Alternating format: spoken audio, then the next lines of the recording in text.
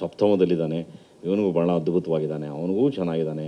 ಇವನಂತೂ minimum ಒಂದು 25 cinema ಮಾಡ್ತಾನೆ ದ್ವಾರಕೀಶ್ ಥರ, ಅಷ್ಟು ಕೆಪಾಸಿಟಿ ಇದೆ ಅವನ ಜಾತಕಕ್ಕೆ. ಸೊ ಚೆನ್ನಾಗಿದೆ, ಒಳ್ಳೆ ಕಾಲ. ಹಾಂ ಸುಮ್ಮನೆರಪ್ಪ, ನನಗೆ ಯಾಕೆ ಅಯ್ಯೋ ಯಪ್ಪ ರಾಮ ಗುರು, ನನಗಂತೂ ಭಾಳ ಆಗಲೇ ವೈಬ್ರೇಷನಲ್ಲಿ ನಿಂತಿದ್ದೀನಿ. ಯಾಕಂದರೆ ಒಂದು ವರ್ಡ್ ಈ ಕಡೆ ಹಿಂಗೆ ಹೋಯ್ತು ಅಂದರೆ ಆಗಲೇ ತಮ್ನೇಲ್ಗಳು ಸ್ಟಾರ್ಟ್ ಆಗ್ಬಿಡ್ತವೆ ಕೆಳಗಡೆಗೆ. ನೋಡಿ ಎಂಥ ಕಿತ್ತೋದು ಮಾತನಾಡ್ದ ನೋಡಿ, ನಾನೇನೋ ಆಡೇ ಇರಲ್ಲ ಅಲ್ಲಿ, ಇದೇನು ಹಿಂಗೆ ಬಂದ್ಬಿಡ್ತಲ್ಲ ಅಂತ. ಆಮೇಲೆ ಅದನ್ನು ನೋಡ್ತಾರಲ್ಲ ನಾನ್ ಸೆನ್ಸ್ ಫೆಲೋಸು, ನಿನ್ನಮ್ಮ ನಿನ್ನ ಅಕ್ಕ ಬೋಳಿ ಮಗನೇ ಸುಳೆ ಮಗನೇ ಇಷ್ಟುದ್ದ ಕೆಳಗಡೆ ಹಾಕ್ಕೊಂಡು ನಾನ್ ಸ್ಟಾಪ್ ಹೋಗ್ತಾರೆ. ಯಾಕೆ ಅವನು ಬೈದ, ಯಾಕೆ ನಾನು ಬೈಸ್ಕೊಂಡೆ, ಇವ್ರು ಯಾಕೆ ಹಿಂಗೆ ಹಾಕಿದ್ರು ಅರ್ಥನೇ ಆಗೋದಿಲ್ಲ. ನಾನು ಹಂಗಾಗೋಗಿ ಪಾಪ ಅವ್ರಿಗೆಲ್ಲ ಬೇಸರ ಅನಿಸುತ್ತೆ. ಸತ್ಯ ಗೊತ್ತಾಗ್ಬಿಡ್ಬೇಕು. ನಾನು ನೀವೆಲ್ರಿಗೂ ಗೊತ್ತು, ನಾನು ನೇರ ನೋಡಿ ಎಷ್ಟು ಏನಿದೆ ಮಕ್ಕದ ಮೇಲೆ ನೋಡ್ದಂಗೆ ಹೇಳ್ಬಿಡ್ತೀನಿ. ನಮ್ಮಮ್ಮ ಒಂದು ಪೆಂಡುಲಮ್ ಕೊಟ್ಟಿದ್ಲು, ಅದು ಹುಲಿ ಉಗುರು ಅಂತ ಹೇಳ್ಕೊಟ್ಲು. ನಾನು ನನ್ನ 40ನೇ ವರ್ಷದ ಸಿನಿಮಾ ಜರ್ನಿ, ಎಂಥ ಬ್ಯೂಟಿಫುಲ್ ಜರ್ನಿ ರೀ ಇದು. 40th ಇಯರ್ ಅಂದರೆ ಎಂಥದ್ದು ರೀ.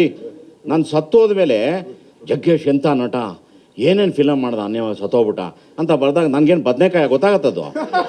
ನಾವು ಬದುಕಿದಾಗ ಒಳ್ಳೇದು ಹೇಳಬೇಕು.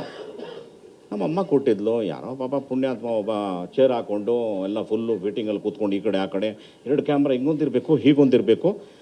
ಜಗ್ಗೇಶ್ ಸರ್ಗೆ ಒಂದು ಕ್ಲೋಸ್ ಬಿಡಿ, ಈ ಕಡೆ ನನಗೊಂದು ಬಿಡಿ ಅಂತೆಲ್ಲ ಹೇಳ್ತಿದ್ದ. ನಾನೇನೋ ನನ್ನ 40 ಇಯರ್ಸ್ ಬಗ್ಗೆ ಸಖತ್ತಾಗಿ ಏನೇನೋ ಮಾಡ್ತಿದ್ದಾನೆ ಅಂತ ನಾನು ನನ್ನ ಮನಸ್ಸೋ ಇಚ್ಛೆ, ನನ್ನ ಮನಸ್ಸಿನಲ್ಲಿ ಏನು ಬರ್ತದೆ ಸತ್ಯನ ಹೇಳಿದೆ. ವಿಷ್ಣು ಅವರು ನಾವು ಅಂತ ಅವ್ನು ಹಾಕ್ಕೊಟ್ಬಿಟ್ಟ. ನೋಡಿ ವಿಷ್ಣುವರ್ಧನ್ಗೆ ಏಕೋಷ್ನಲ್ಲಿ ವಿಷ್ಣು ಅಂದ್ಬಿಟ್ಟ, ಅವ್ನು ಬಾಂಬ್ ಹಾಕ್ಬಿಟ್ಟ ನೋಡಿ ಅಂತ. ಅದು ಬೇರೆ ಏನೋ ತಮ್ಮನೇಲಿ ಬಿಟ್ಬಿಟ್ಟ ಕೆಳಗಡೆಗೆ. ಸರ್ ಅವ್ರ ಅಭಿಮಾನಿಗಳು ಒಂದು 1000 ಜನ ನಿನ್ನ ಅಮ್ಮನ ಅಕ್ಕನ ಅಂತ ಹೇಳ್ತಾರೆ. ನಾನು ಏನು ಮಾತಾಡಿದೆ, ಯಾಕೆ ಇವ್ರು ಹಿಂಗಂತವ್ರೆ, ನಾನೇನಂದೆ ನನಗೆ ಗೊತ್ತಿಲ್ಲ, ಬಿಟ್ಬಿಟ್ಟ.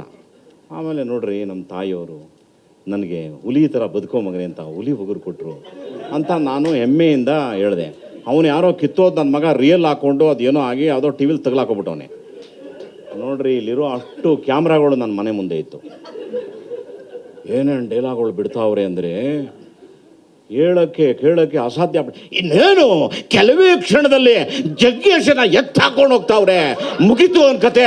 ಇನ್ನೇನಿದ್ರು ನೆಕ್ಸ್ಟ್ ಅವನಿಗೆ ಜೈಲು ಊಟ.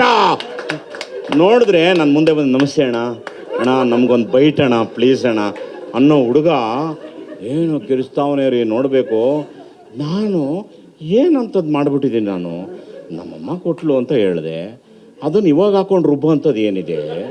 40 ವರ್ಷ ಆಯಿತು ಅಂತ ನಾನು ಹೇಳಿ 3 ವರ್ಷ ಆಗಿದೆ, ಅಲ್ಲಿಗೆ 43 ವರ್ಷ ಆಗ್ಬಿಟ್ಟಿದೆ. ಏನಿದು ಇವನೊಬ್ಬ ಹಾಕೊಡೋಕ್ಕೆ, ಇವನೇನು ಮಾಡ್ತಾನೆ ಹಾಕೊಟ್ಬಿಡೋದು. ಕೆಲವ್ರು ಇರ್ತಾರೆ ಮದುವೆಗೆ ಬಂದ್ಬಿಟ್ಟು ಅದು ಸರಿ ಇಲ್ಲ ಅಂದ್ಬಿಟ್ಟು ಹಾಕೊಟ್ಬಿಟ್ಟು ಜಗಳ ಬಿಡಿಸ್ಬಿಡು ಅಂತ. ಹಂಗೆ ಅವ್ನು ಹಾಕೋಗ್ಬಿಟ್ಟು ಅವರೆಲ್ಲ ನಾನು ಹೆಸರು ಹೇಳ್ದಂಗೆ ಹೇಳ್ತಾನೆ ಎಸ್ಕೇಪ್ ಆಗೋಕ್ಕೆ. ಅವ್ರು ಹಾಕ್ಬಿಟ್ರೆ ಅವರು ನೋಡಿ ಹೆಂಗೆ ಹಾಕೋನೆ ಹೆಂಗೆ ಅಂದವನೆ ನನ್ನ ಮಗ ಅಂದ್ಬಿಟ್ಟು ಅವ್ರೊಂದು ಟಮ್ನೇಲಿ ಹಾಕೋಕ್ಕೆ ಇವನು ಐಡಿಯಾ ಮಾಡ್ತಾನೆ.